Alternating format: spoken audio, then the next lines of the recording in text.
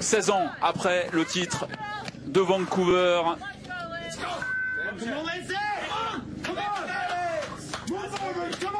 Regardez, on la voit bien la telle sur le genou gauche. C'est parti pour l'américaine Lindsey Vonn de Sartrez. Le temps à battre, c'est celui de sa compatriote Breezy Johnson. 1:36.10. Vous avez vu, elle réceptionne jambe droite à chaque fois. Bon là c'est taillé. Très... Oh, non, elle a pris la porte dans le visage. La chute de Lindsey Vonn. Oh non, c'est pas vrai. C'est ce qu'on redoutait, c'est l'image qu'on redoutait, de voir Lindsey Vonn au sol. Elle est pas belle, hein.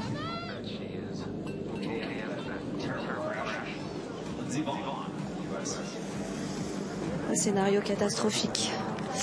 J'espère que ça va. Alors on l'a entendu parler, on n'a pas entendu ce qu'elle disait, mais la position des deux skis, là, regardez, elle n'a pas bougé.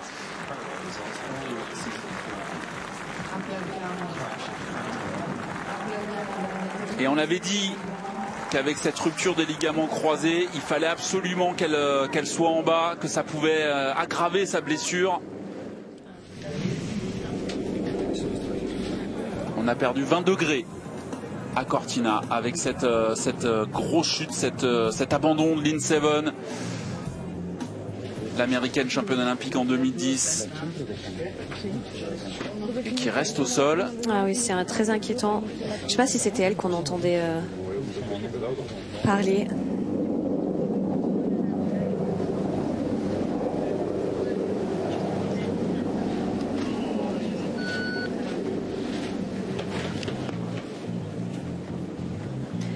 Oui, on reste sans voix. On n'espérait pas du tout ce scénario-là. C'était les risques. Elle met tout le corps dans la porte, il me semble. Ah oui, le haut du corps, pas les skis. Et du coup, ça la fait partir en rotation. C'est plus après que ça va très vite et qu'elle la chute est assez impressionnante. Et cette descente olympique, évidemment, interrompue après la violente sortie de piste de la reine Lindsey Vonn, qui va sûrement dire au revoir au ski aujourd'hui, malheureusement. Si c'est le cas, ce serait bien triste. Elle se relève pas en tout cas. Non. Pris en charge, on voit un coach américain à ses côtés. Et on voyait Sofia Goggia qui s'approchait du portillon. Elle partira dans 2 dossards, l'italienne. C'est Myriam Puchner qui va devoir attendre. C'est sa sœur, qui me semble qu'on voyait à l'image. Va filer en zone mixte où Victoria Rebensburg est en zone mixte, Vicky.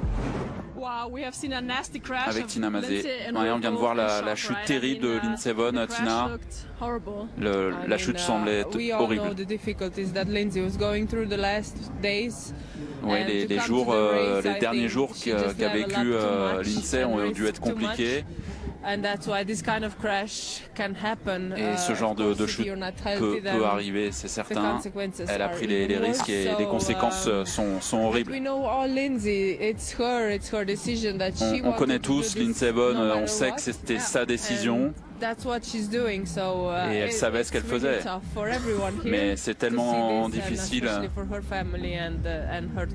Je suis très ému pour sa famille, pour elle. C'est terrible pour tout le monde ici. On savait qu'elle allait prendre tous les risques, que ça pouvait se terminer comme une victoire, comme d'une chute. Ouais, elle va être héliportée, évacuée en hélicoptère, Lindsey Vonn. Après là, tout le monde le sait au départ que c'est Lindsey. On entend l'hélico, que les filles sont dans leur bulle et elles essayent de faire abstraction de ce qui se passe. Mais c'est pas évident. Surtout que même autour d'elle, tout ce qui s'est passé autour de Lindsey Vonn, toute cette histoire depuis Crans-Montana, elle aussi, elle l'entendent, les autres skieuses.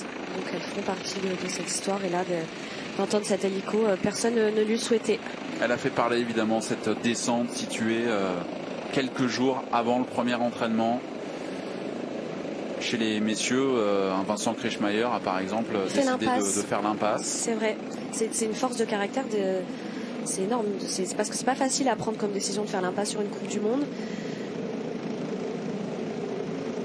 Et Lindsey, a ressorti des interviews du début de saison, et c'est vrai qu'elle avait dit qu'elle pensait faire l'impasse sur Crans-Montana parce que pour elle c'était une piste accidentogène. Elle l'a pas fait sûrement parce qu'elle est en tête du classement de la descente, donc elle a voulu prendre ce départ.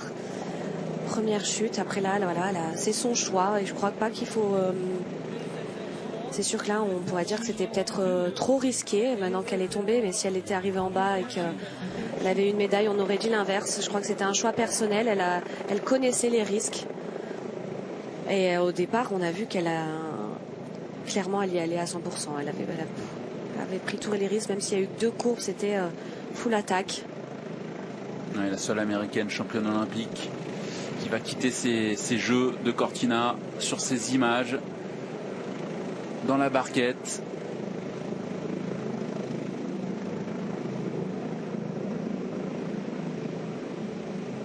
Ah là là.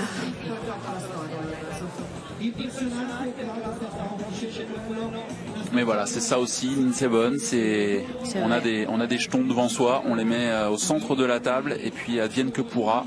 On l'avait dit sur le plateau de Chalet Club tout à l'heure avec Géraldine Weber qu'il y avait évidemment ce risque, il était important. Il est de toute façon important dès que vous prenez le départ d'une course, oui. Et en plus quand vous n'êtes pas à 100%, et ben voilà ce qui peut arriver. Ouais, c'est terrible.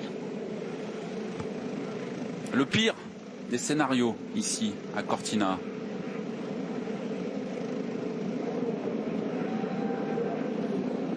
L'américaine coachée depuis cet hiver par Axel Lund-Zwindal qui quitte cette descente, qui quitte la Tofan dans cet hélicoptère, avec cet hélicoptère dans la barquette.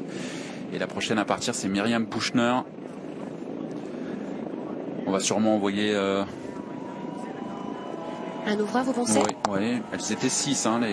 Ça dépend combien. Je crois que ça dépend aussi le temps d'arrêt. Ils ont été entre guillemets assez rapides pour l'évacuer. Et je crois qu'on peut aussi demander à la skieuse si elle en souhaite. Si elle en veut un. Ouais. Ça peut lui permettre aussi de se remettre dans la course. Ça permet un petit peu plus de temps, pour remettre les émotions au bon endroit.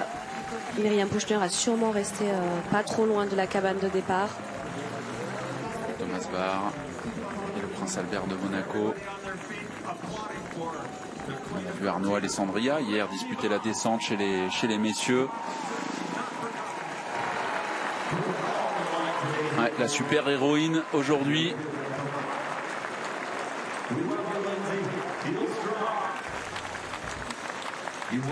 Vit forcément un moment difficile, et on a vu toute l'émotion de Tina Mazet, oui, très touchée, consultante.